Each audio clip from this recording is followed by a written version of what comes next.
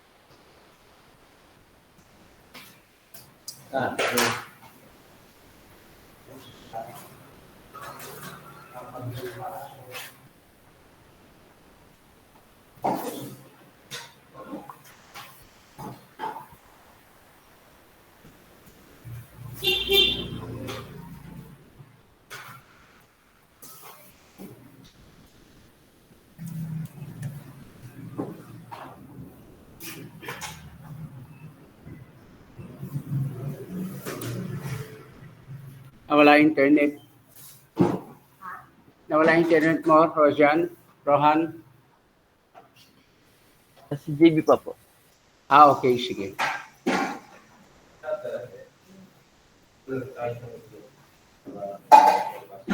Oo nga. Ayun, sige. Ito, bukas. Ay, Pwede ba dito na ako? sige. Opo.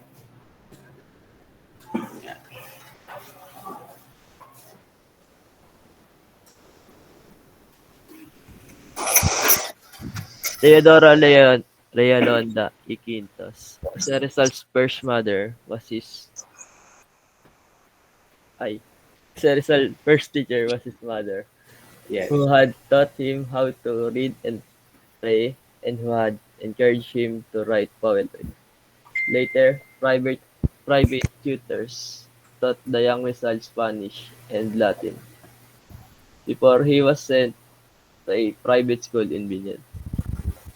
Yes, Theodore Alonso was the one who taught Rizal to speak, to read Latin and Spanish. Right? Uh, you can describe the Rizal at 3 learned is ABC on the knees of his mother. They were often seen kneeling in prayer every morning and evening before retiring to bed to teach him writing, reading, and huh? reading and Latin. His father engaged the service of an old friend, Leon Monroy. Unfortunately, the man who lodged with them for 5 months soon died. Um, si Richard Alex.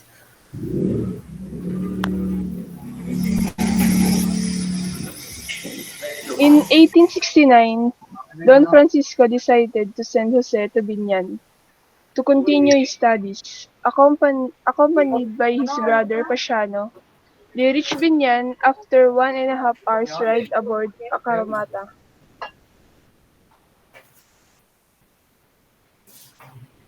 The following morning, Monday, Pasiano took his brother to the house of Maestro Justiniano Aquino Cruz, a nipa house about 30 meters from the house of Jose's aunt.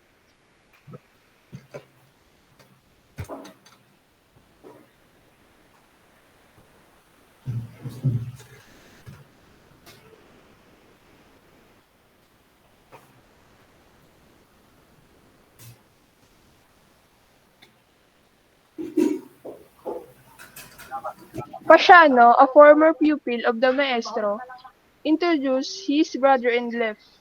After was given his seat in the class, the teacher asked him, "Do you know Spanish?" "A little, sir," replied Jose. "Do you know Latin?" "A little, sir." Because of these answers, he replied, the teacher's son, who was called Pedro, the naughtiest boy in the class, afterwards made fun of me.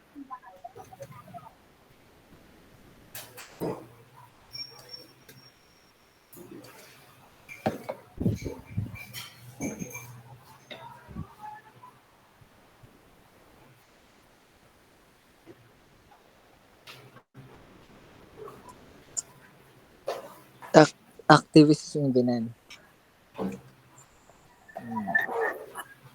Rizal, Rizal, their activities were systematic and methodical as manner of life was simply, he said, I hear 4 o'clock. Must it? There was a study in my lesson and the same hour, and was afterwards upon returning I look for a bowl of fruits in the grove. Ate at afterwards I look my breakfast consisted of my plate. I boiled my rice toward rice sardines. Then I went to class with I'm drunk. What this is? I'm drunk. About that dance, I went immediately. Next. Si Nashman po.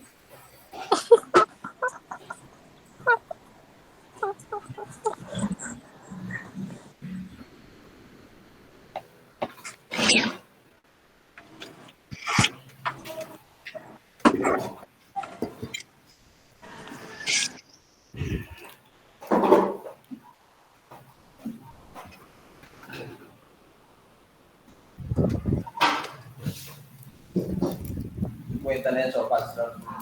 Tapos sino ang bitlog?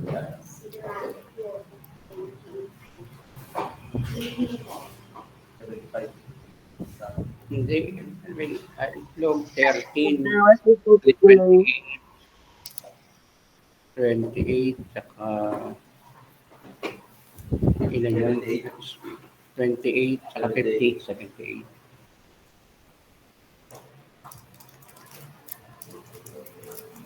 if there was a particularly appetizing dish, Leandro and I were told to take it to the house of pastors, eating which I never did at all and would never have done. At the time, without saying a word, ate with them and applied myself to study. I went back to school at 2 and was out of 5. I played for a while with some cousins before going home. There, I studied my lesson, doodled a little.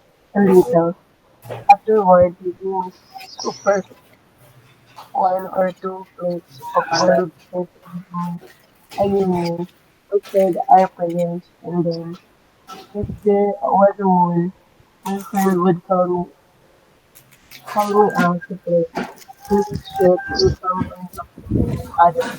Thanks to God, I never felt sick going away from my parents.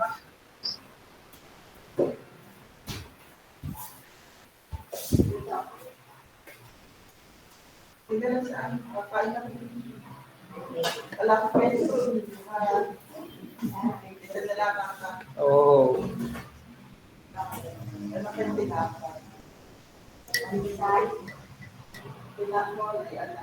ay meron ako.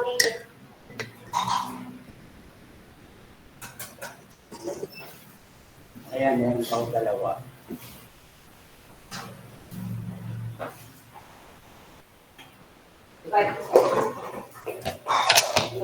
Thank you po.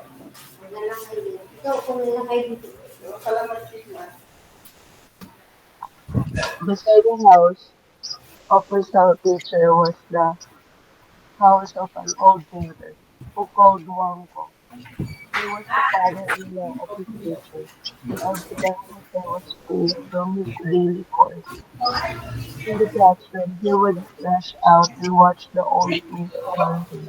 Ito po yung nakasal.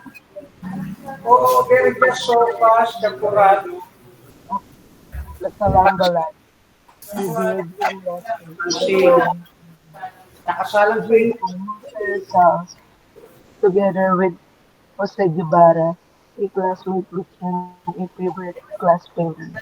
In this in the classroom, Jose was I without fear. He surpassed all his classmates in his homework. He said, I usually won the classroom ended. Nobody beat me, and as a result, I surpassed in class standing. But despite the reputation I had of being a good boy, and the day was unusual when I was being played out on a bench, leaving 5 or 6 boys. Yan, ito bayad ko sa pansit kuya. Ulo, isa lang. Sabihin ko rin na.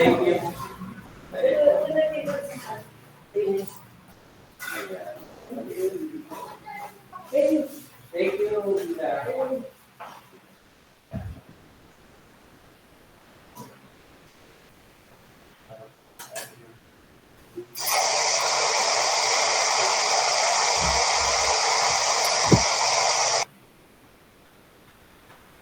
Sir, okay na po. Ay, sa akin yung bayad ko. Ay, dito ko na lang mula, guys. Ito po. Sa mga laro.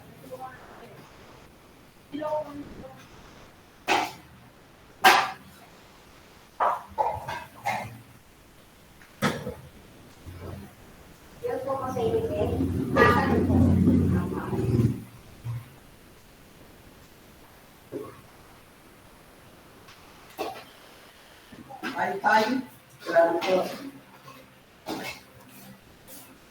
Okay, class, finish. Okay na, sir. Ah, Okay finish. na ako. Okay.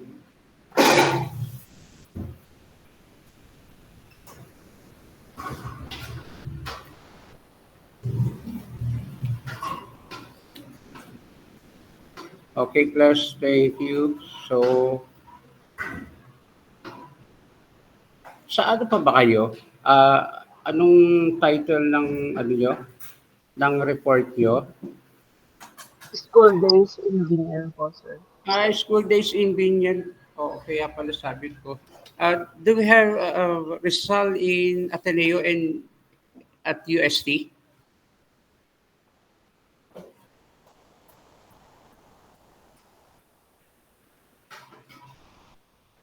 Meron po sir, Rizal po.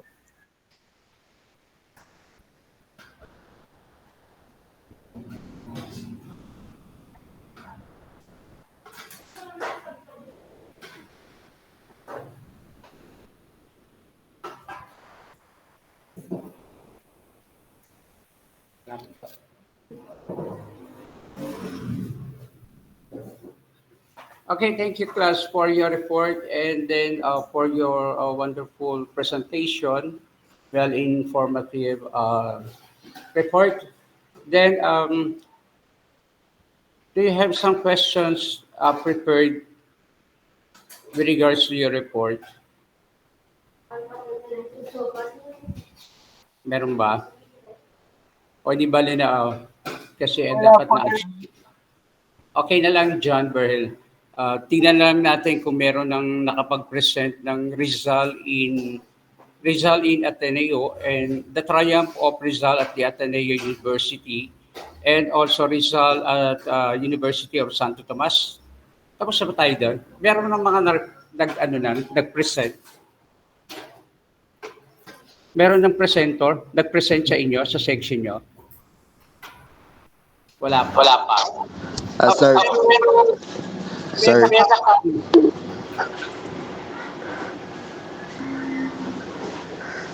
Meron ka ready. Nakabukas. Okay. May naka-ready sa inyo, Rizal, the triumph of Rizal at the Ateneo and also Rizal at University of Santo Tomas. Sa amin po, Ano dyan? yun sa amin po yung Rizal and Triumphs and Ateneo po, sir. The triumph at the Ateneo. Opo. Ang pag-trip kayo, meron ba kayong ano yan? Meron kayong na-prepare na PowerPoint or any materials to present? Meron po, sir. Okay, can you report it?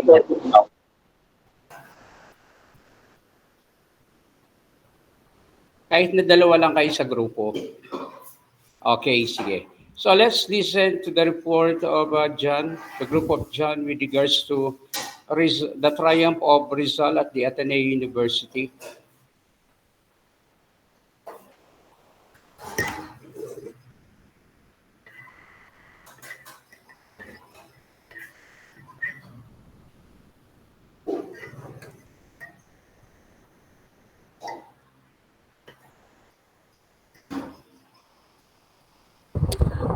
Good morning, sir. Good morning, everyone. My Morning. name is Tanmar Kabad, and we will will report triumphs in the Ateneo. Next,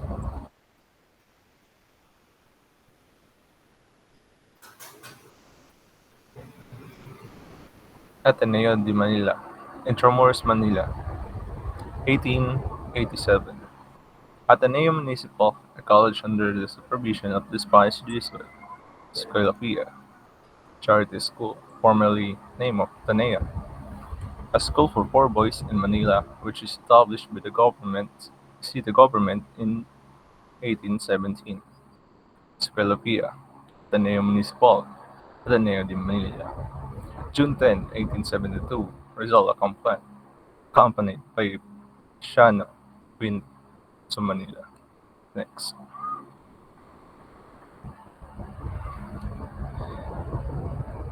Father Margaret Ferrando was the school registrar who refused to admit Jose Rizal in Ateneo for two reasons. He was late for registration. He was sickly underage or undersized for his age. Manuel Ceres Burgos, a new peer Father Burgos, because of his intercession, Jose Rizal was admitted for Ateneo. Next. Boss. Rizal was the first born in a house outside Intramuros, Arbal Street. This was owned by a spinster named Titay, who owned the Rizal family amount of 300 pesos. Uy, lumiliit.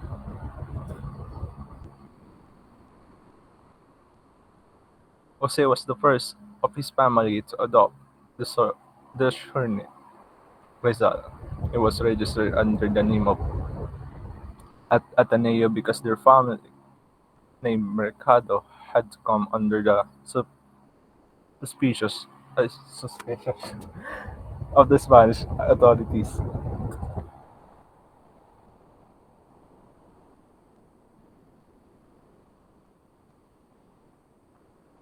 Jesuit system of the education. Ateneo students in Rizal time to wear a uniform, which consisted of hemp fabric trouser and striped cotton coats. The coat's material was called rayadelo. Jesuit system of education promotes physical culture, humanities, and the science studies. Vocational courses for on agriculture, commerce, mechanics, and surveying. The religious operates school by having mass every morning in the class, with open and closed prayers.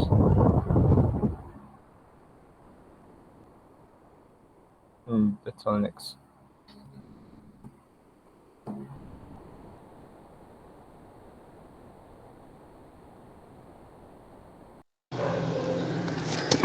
The Jesuit system of education divides each their students into two two groups, Roman Empire and Internos.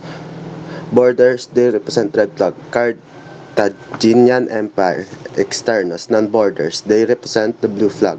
Each empire had its ranks: best student, emperor; second best student, tribune; the third best, decurion; the fourth best, centurion; the fifth best, stand-bearer. Student could challenge any officer in his empire to answer question on the day's lesson. Failure to answer correctly three times, an officer could lose his position.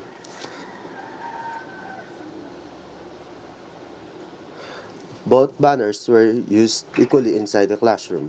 One defeat left side of the room, second defeat inferior position on the right side, third defeat inclined flag was placed on the left, fourth defeat flag was reversed and returned to the right, fifth defeat reversed flag was placed on the left, and sixth defeat banner was changed with a figure of a donkey.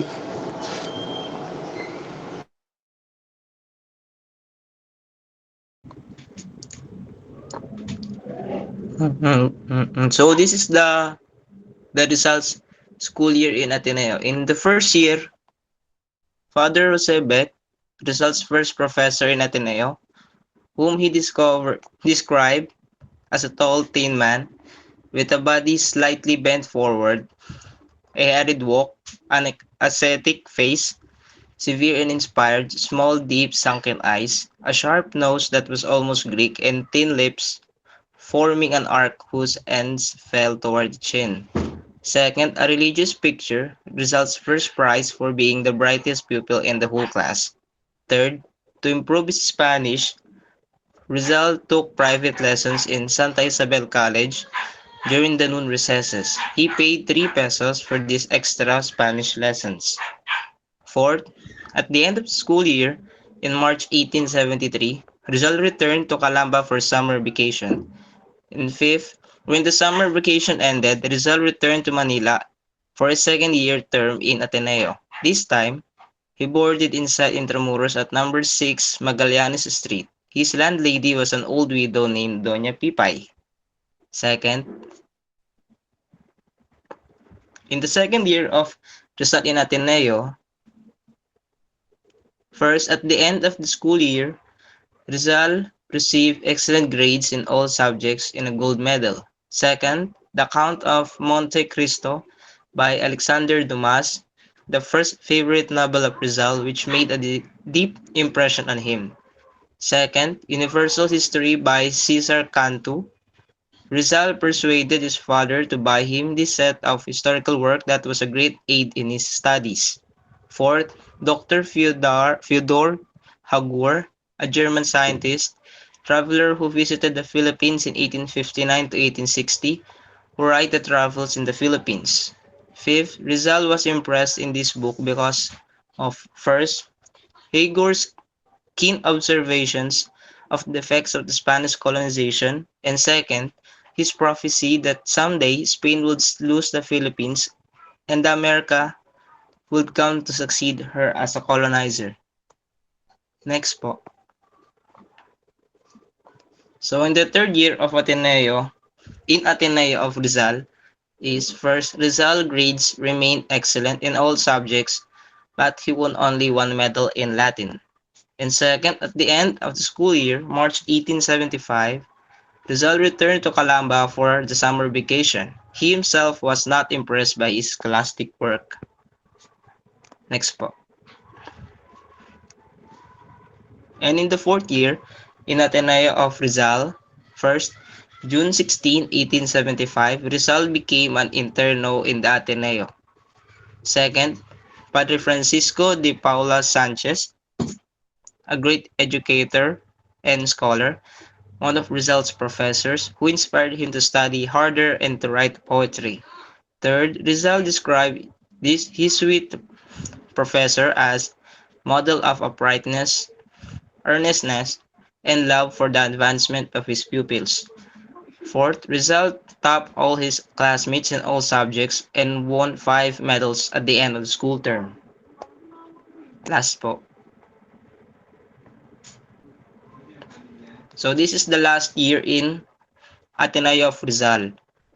Rizal studies continued to fare well. As a matter of fact, he excelled, he excelled in all subjects.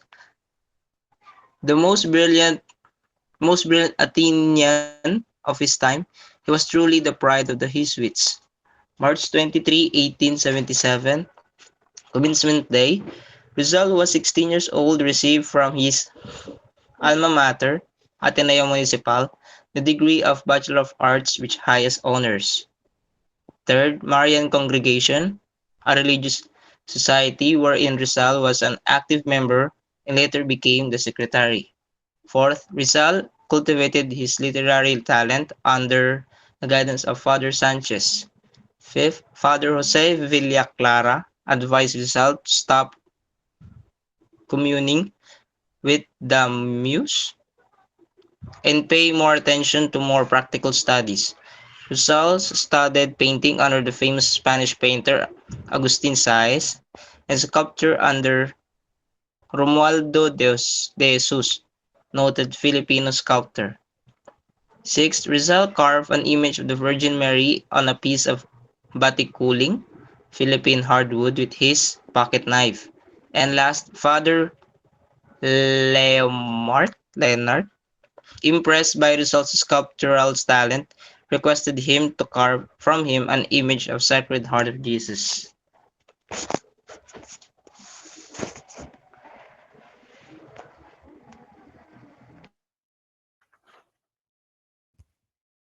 Um, Summer vacation, 1873. This happens during after Rizal first year in Ateneo.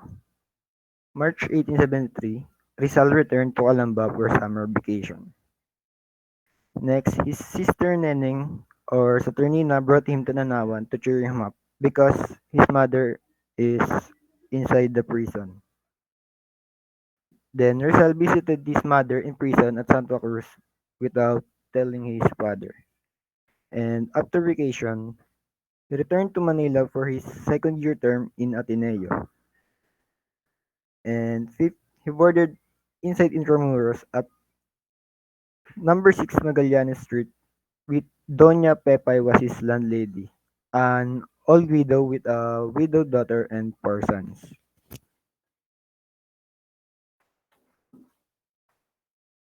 And next, prophecy of mother's release. Doña Todora told her son of her dream the previous night. Rizal, interpreting the dream, told her that she would be released from the prison in 3 months in time. And it actually became true. And the next one is, after Doña Todora told her son of her dream, Doña Todora likened his son to the youthful Joseph in the Bible in his ability to interpret dreams. And next one is teenage interest in reading. First, favorite novel of Rizal, The Count of Monte Cristo by Alexander Dumas. And next, Cesar Cantu's historical work entitled Universal History. And the third one is Travels in the Philippines by Dr. Fedor Jagor, uh, German scientist traveler.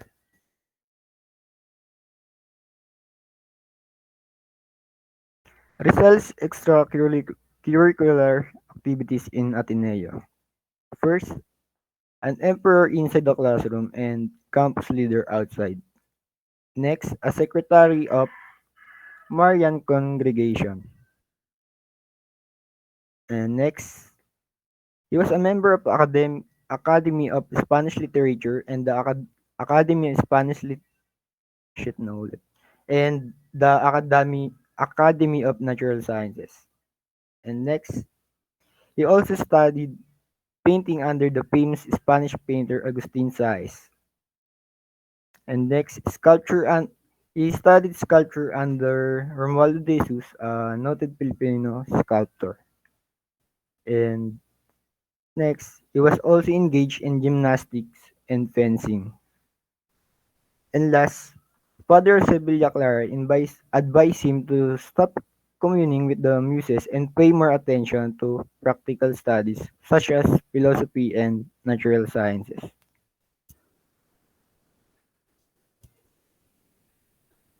Sculpture work in Ateneo.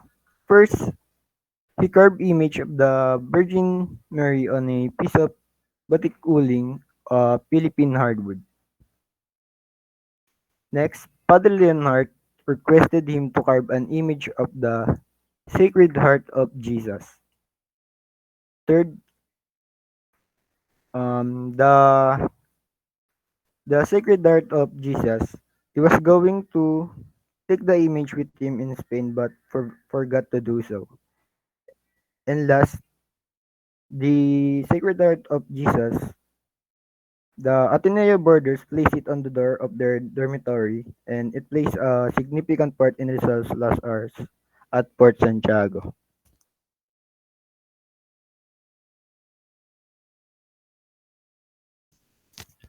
Anecdotes of Rizal. First, Felix M. Roas, one of the Rizal's contemporaries in Ateneo. Next, Manuel Ceres Burgos, whose house Rizal boarded shortly before he became an interno. And this is the poem written in Ateneo. Mi primera inspiration, or my first inspiration. This is the first poem Rizal probably wrote during his days in Ateneo.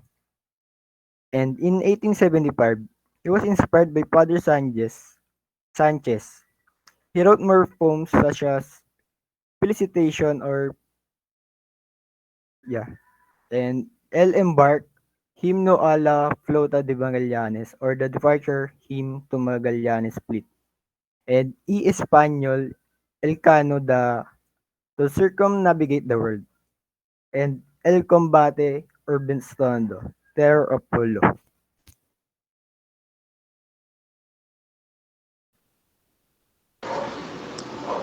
Dramatic works in Ateneo. Father Sanchez, his favorite teacher, asked him to write a drama based on the prose story of Saint Eustace the Martyr. Summer 1876 in Calamba, he wrote religious drama in poetic verse. June 2, 1876, finished the manuscript.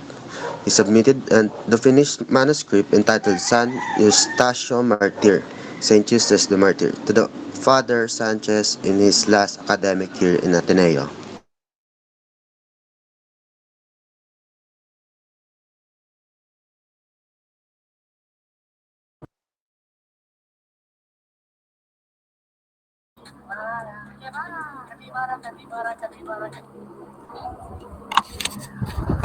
First romance of Rizal. 16 years old, experienced his first romance. Segunda, Katimbak, a pretty girl. Year-old Batanguena from Lifa. Sister of his friend Mariano Katimbak. His sister Limbia was close friend of Segunda in La Concordia College. Segunda was already engaged to Manuel Los. His first romance, ruined by his own shyness and reserve. Segunda returned to Lipa and later married Manuel Luz. Rizal remained in Calamba, a frustrated lover, cherishing nostalgic memories of lost love.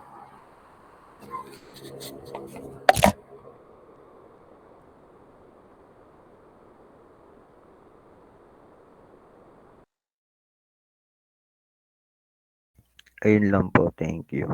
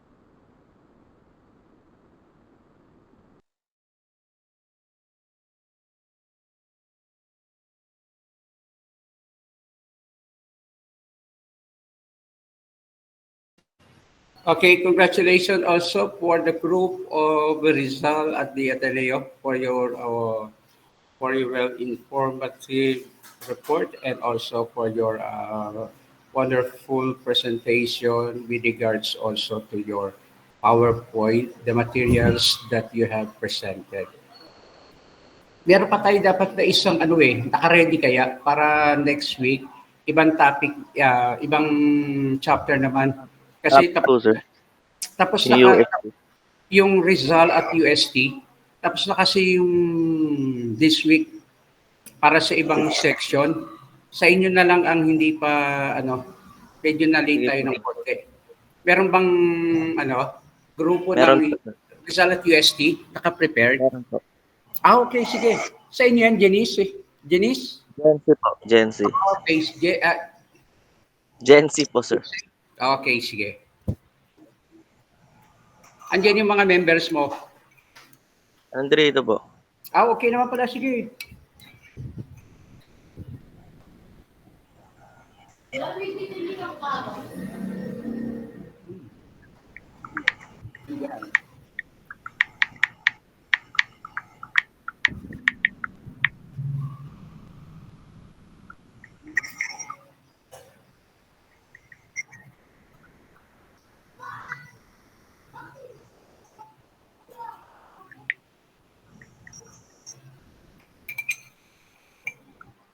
Wait lang po, sir. Hindi ko flash lang yung ano.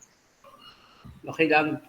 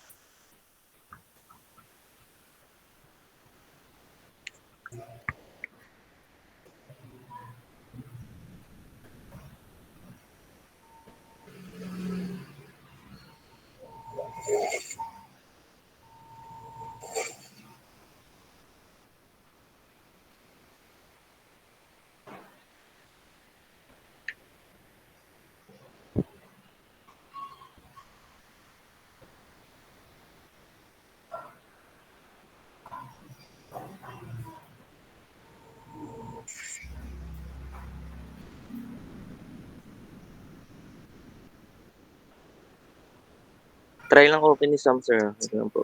Okay. Handa ka na.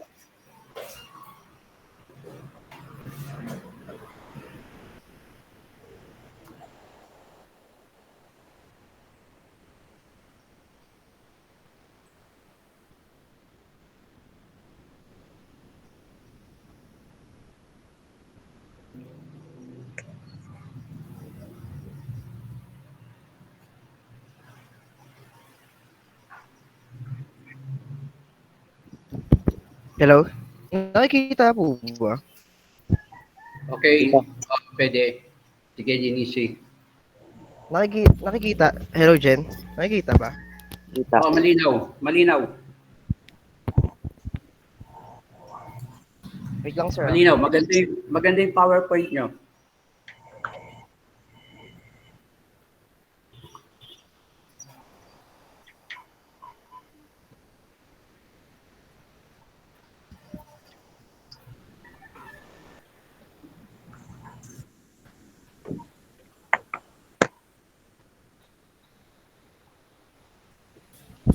Hello, hello. Can you hear me, sir? Okay, sige.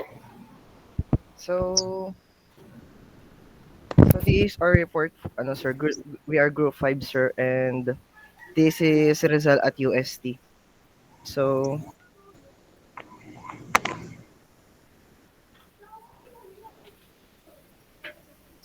here's our member, sir. Okay. So, unfortunately, sir, some of you are not here. So, si James kasi po natulog siya ata. Sa pagod, sir. Napagod po ata. Pero may ano naman siya, merong... Yes, sir. Siya po yung naggawa ng PowerPoint. Yes, sir. So, let's proceed, sir. So, this is the University of Santo Tomas.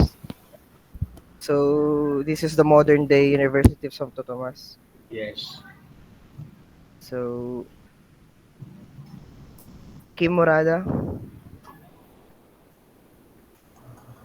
University of Santo Tomas, the, the Pontifical and Royal University of Santo Tomas, the Catholic University of the Philippines, founded on April 28, 1611 by Archbishop. Rinig po ako, sir.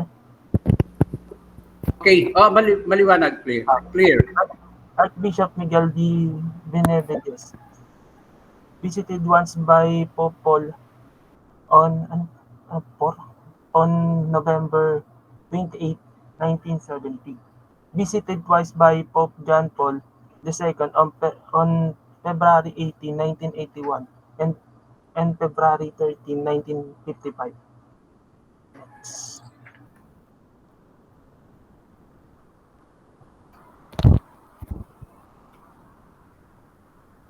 So before Rizal went to USC, sir, nagkaroon po siya ng ng problem sa parents niya. So the his mother has an opposition for him to pursue higher education. So in Rizal's time, sir, bachelor's of arts is equivalent to high school and junior college courses in his time. So ngayon hindi naman na po ngayon ganyan. So Francisco and Pasiano wanted Jose Rizal to pursue higher education, but Doña Teodora opposed the idea and told her husband, "Don't send him to Manila. He knows enough. If he gets to know more, the Spaniards will cut off his head." So as we can see in his time, sir.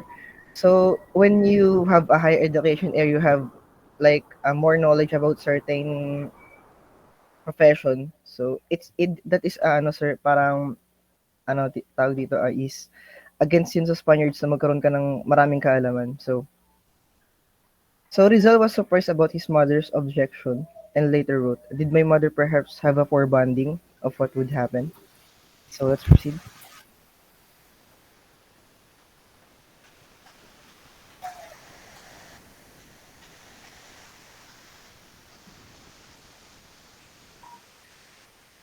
So these are facts when Rizal is at the UST. So what? So this answers some of other questions that we might encounter later. So his love for higher education proved to be greater than his love for a pretty girl. So where he continued his education at UST and finished a year in philosophy and letters after deciding to shift a medical course. So this education was just a continuation of Rizal's Rizal's pursuing a career after he he Studied after at the Ateneo. the Ateneo, sorry. So when he entered the University of April 1877, he enrolled in pre-law courses. So which was made of philosophical subjects. The course was called metaphysics. So he passed the course with higher grades. He learned that her mother was going to be blind. He opted to study ophthalmology at the University of Faculty of Medicine and Surgery. So he wanted to cure the eye illness of his Right, right, mother. yes, sir. So, Sir Genesee? Rolly. Rolly. Okay, Rolly. So, morning everyone. These the result courses he take. The first year he take philosophy and letters because he was undecided of that and upon entering the university and he take cosmology and metaphysics, theodicy, history of philosophy. And second year, shifting to medicine. After completing his first year, Rizal decided to take up medicine as his university course. This change of heart was due to two factors. The first is Father Ramon Pablo, rector of the Ateneo, had advised him to pursue the course. And the second one, Rizal's mother had failing eyesight and he thought he owed it to her to become a doctor and cure her condition. Then Her grade is good in the philosophy and letters, but he he shipped to medicine, her grades has suffered as well. Then the three main factors that contributed to his unhappiness at the university. The first is the Dominican professors were hostile to him. The second is Filipino students suffered with discrimination, and the third is the method of instruction at UST was obsolete and repressive. The main reason for his struggling academic performance, Rizal was not satisfied with the system of education at the university. And the second is medicine was not Rizal's true vocation. Third is he would later find out that his real calling was in the arts and not in the medicine. This is yung kanyang grade nung first year siya sa medicine, 1878 to 79. Physics, fair, chemistry, excellent. Sorry.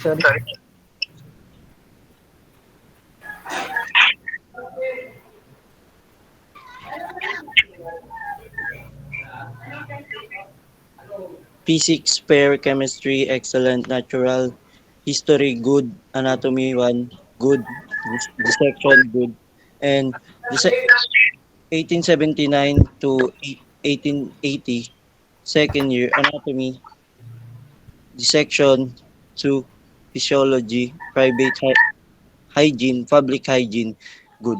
1880 to 1881, general pathology, pair, therapeutics, excellent, surgery, good.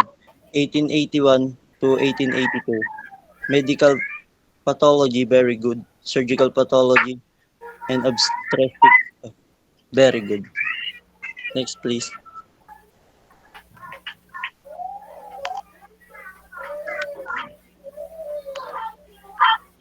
Why he chose UST? After having completed his bachelor in arts at the Ateneo Municipal, was now eligible for higher education at a university, but he did not choose UST. It was Don Francisco who decided his son should to the should go to the University of Santo Tomas, a prestigious institution run by the Dominican Order.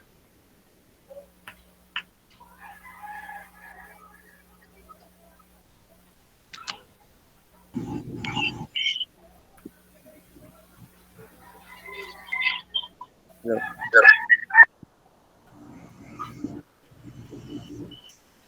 Gen Hello, well, Z. Facts about Rizal and UST. Before I proceed to report, sir, I wanna acknowledge and give courtesy to Rizal Mangkad for making this PowerPoint presentation po. Wala lang po siya, sir.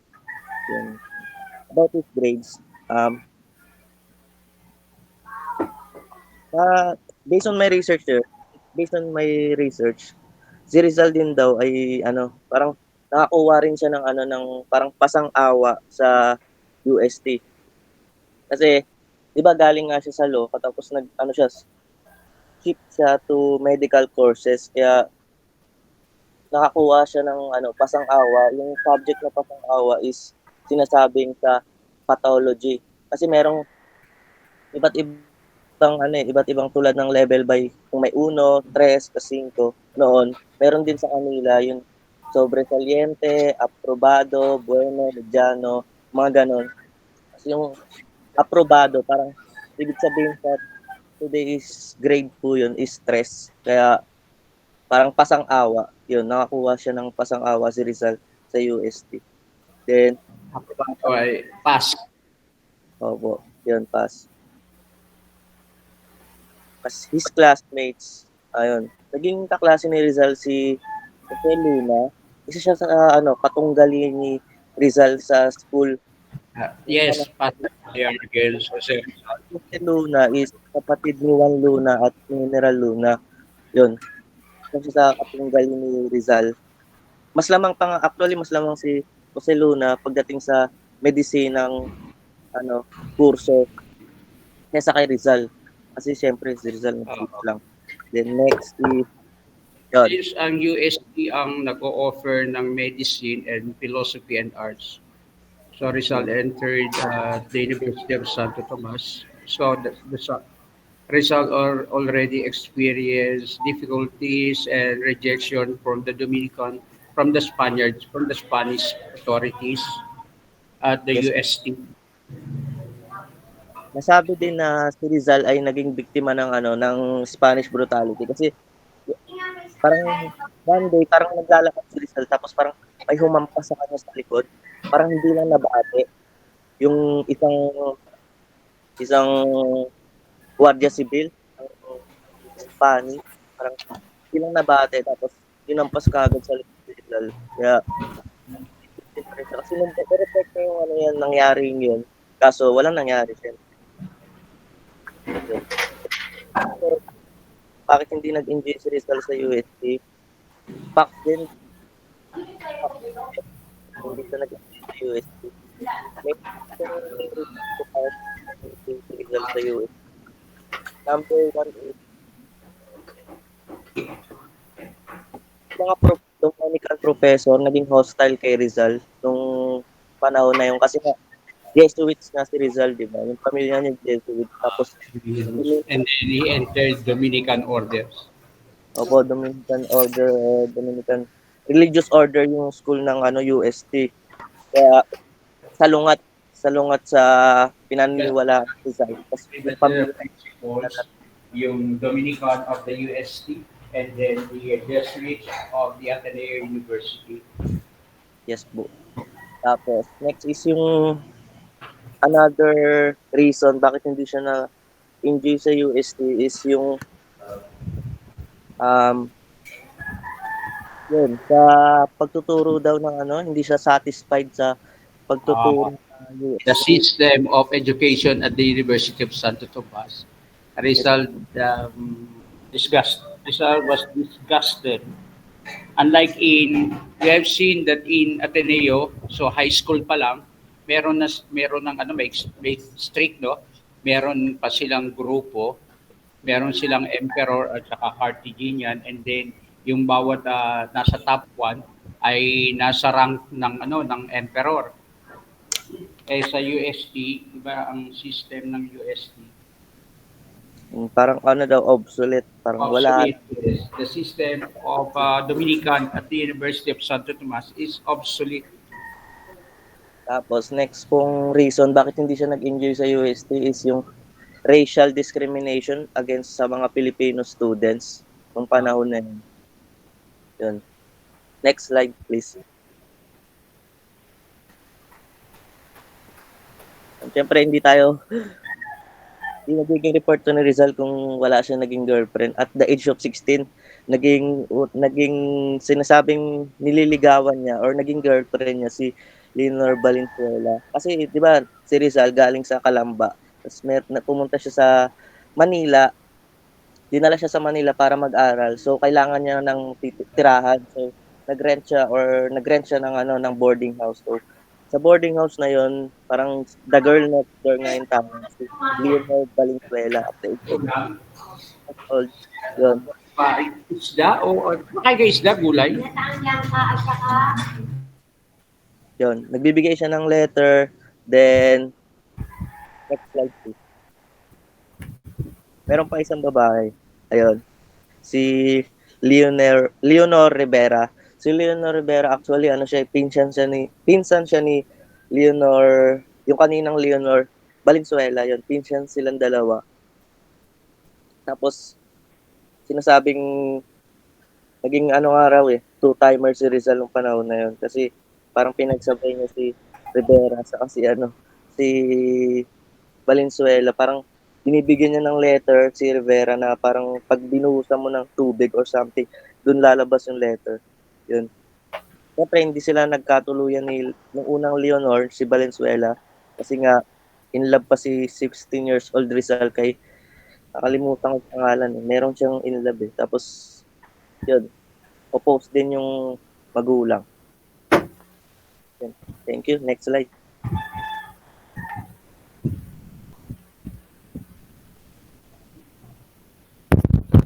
So proceeding to our reporting, sir. So this is to the Filipino youth. So um sorry, mali po yung spelling. That is Literary Museum. So Artistic Literary Museum of Manila held a literary contest whose Rizal submitted a poem entitled Ala Inventud Filipina.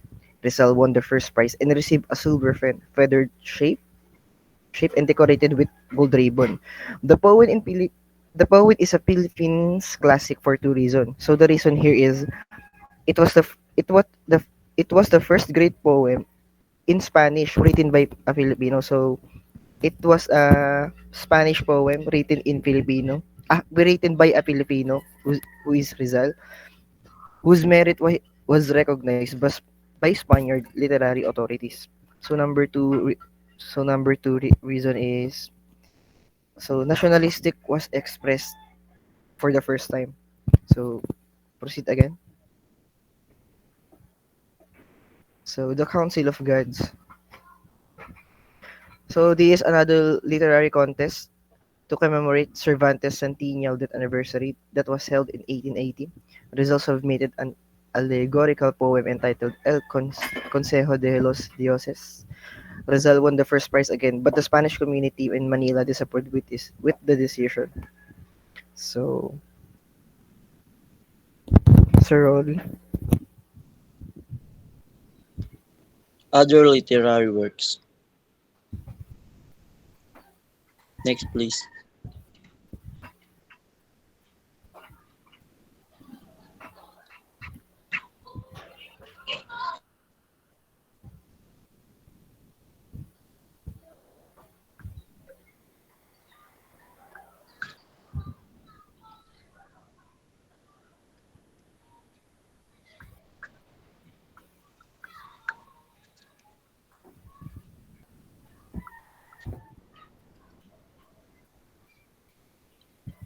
Sam. Next.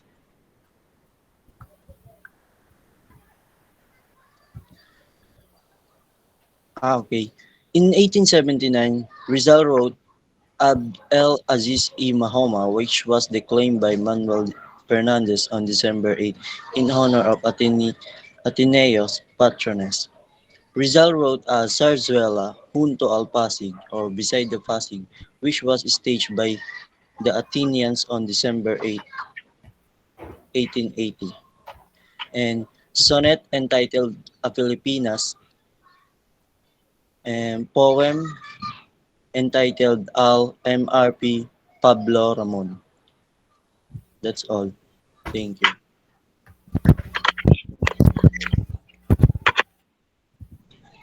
So this is the last part of our reporting. So in this section of this report, we can come to the conclusion that the main reason he decided to study medicine at UST was so he could treat his mother's failing eyesight. Additionally, Father Pablo Ramon, the rector of Ateneo, whom he consulted a career choice, finally responded to his letter recommending him to pursue medicine. We can also conclude that Rizal's life at UST was a rough ride. Rizal's Ateneo by Wonder found the atmosphere at the university suffocating to his sensitive spirit. He was unhappy with this Dominican institution of higher learning because Dominican friars were hostile towards him. The Filipino students were racially discriminated against, and the teaching method was obsolete and repressive, as was said earlier.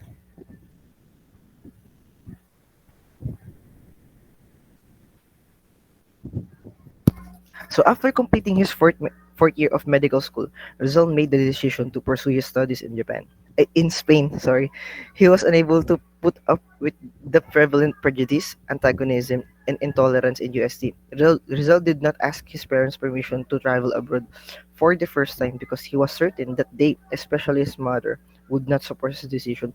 So after this, Rizal went to Spain. So before that, the biggest question here is the main question here of this discussion is whether or not Rizal actually received a degree from the University of Santo Tomas. So when we research something in Google, sometimes we we the Google doesn't give the exact answer. So this is the exact answer. It will answer that it will answer the question whether or not Rizal actually received a degree in the university of that university. So this is the response. He was unable to finish the course of ophthalmology of the UST Faculty of Medicine and Surgery. He became politically isolated by adversaries among the faculty and clergy who demanded that he assimilate to their system. But however, despite this, the university awarded Rizal a diploma with a degree on Bachelor of Arts after his examination on March 14, 1877. So this is clearly the fact that Rizal graduated a degree in University of Tomas, that is Bachelor of Arts. So any questions, guys? Sir?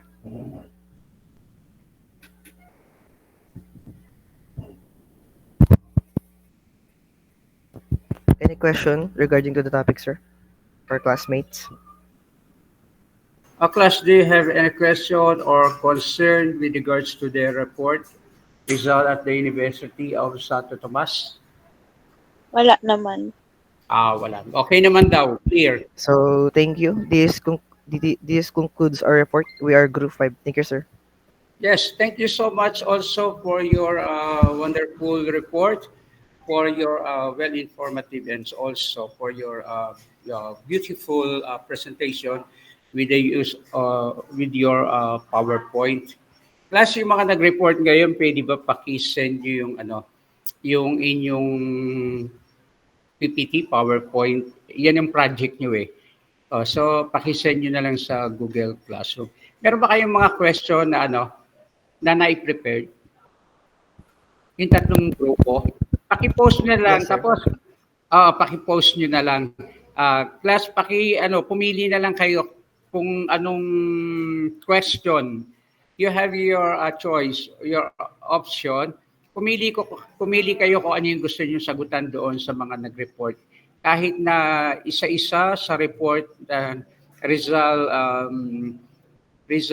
School Days in Binyan, and then also Rizal the Triumph at the Ateneo, and Rizal at UST. Pumili lang kayo doon kung ano yung mga gusto niyo sagutan. Pero magpo-post yung tatlong grupo na nag-report ng kanilang questions. Okay? Clear, class? Hello, class? Maliwanag? Po. Yes, po. Yes po, sir. Sige, pumili lang kayo dyan ng tatlong questions. Doon sa, ano yan, yung essay, o kaya naman pumili kayo dyan, basta maka 10 points, pumili kayo ng equivalent to 10 points.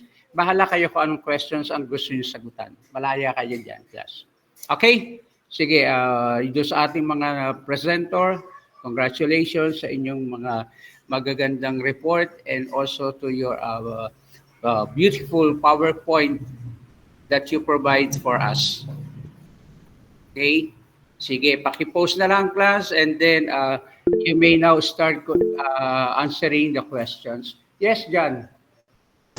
Sir, yung mga nag-report po ba, sasagot pa sa questions ng ibang group? Hindi. Hindi na. Basta kung hindi nyo grupo, yun ang sasagutan nyo. Pero kung grupo nyo, exempted kayo doon sa questionnaires na ginawa nyo. Okay? Okay. Okay po, thank you po, sir. You're welcome, class.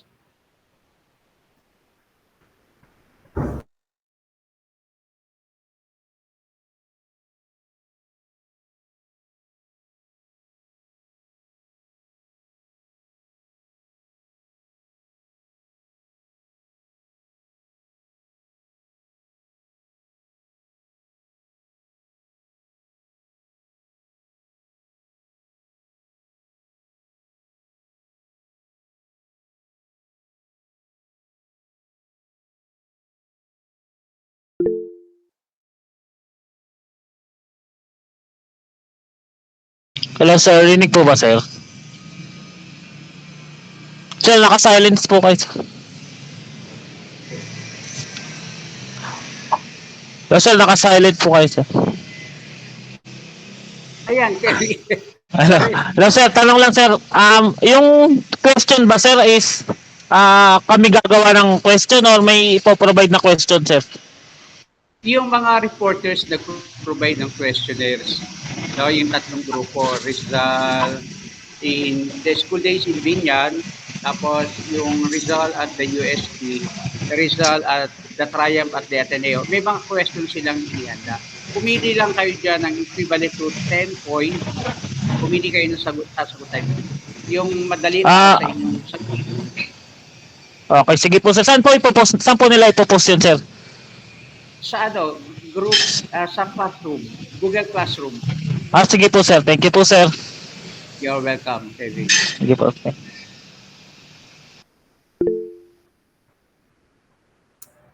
Sino pa? John Andre? Sir, need po ba namin mag-send ang answer key doon sa questions? Hindi na. Okay po, thank you po. Okay, thank you.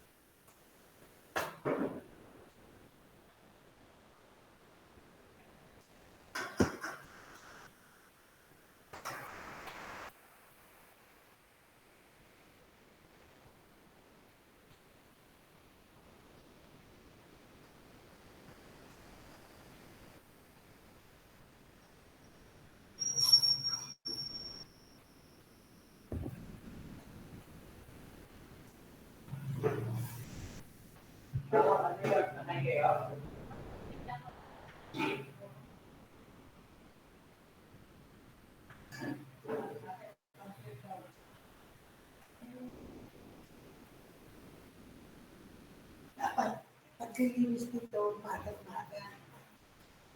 Umaga. Tanghali ka nang pumunta kasi. Pizza, kasi sa sabi ko sa'yo, umaga. Pupuntahan ko para malinis yung pagkain.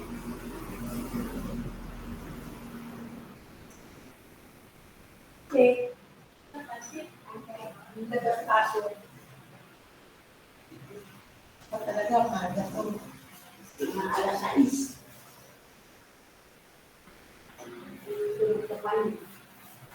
Umaga ako mahigising. Kaya nga, siyempre, hindi ko isip na may obligasyon ako.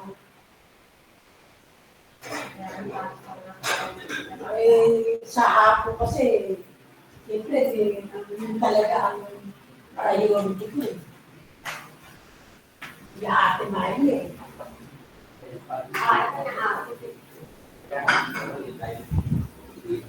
Pagka mo na-edit pa rin.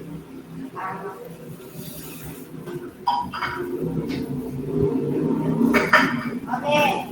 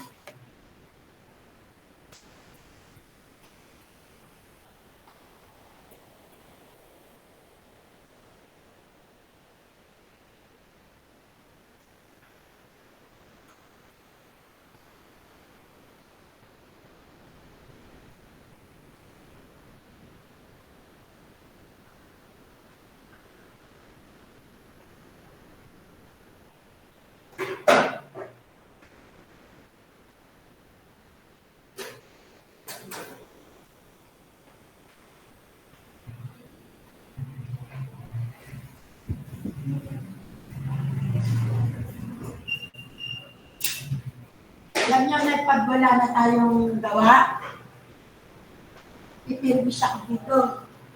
Wala na tayong gawa. Eh, may naman tayo.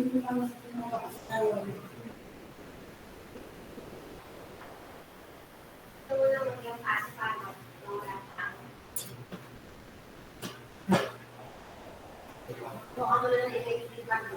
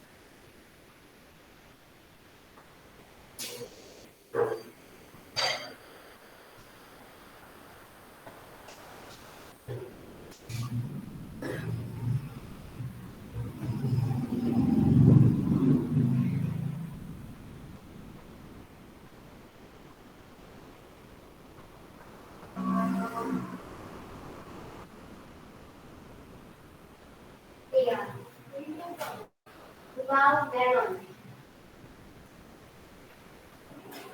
Pasok kayo taas. Ipasok kayo, okay na.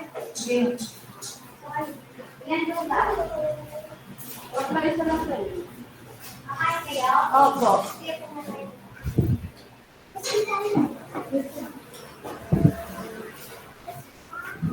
Ano kayo? Eh, meron pang sampurado. Luto sampurado? Oo. Meron. Sana. Sampurado na kami. Sampurado. Sampurado na yung isa. Saan sampurado po? Ilang luto sa iyo? Dalawa po. Dalawa. Kayo. Sampurado po. Sampurado isa. Sampurado isa.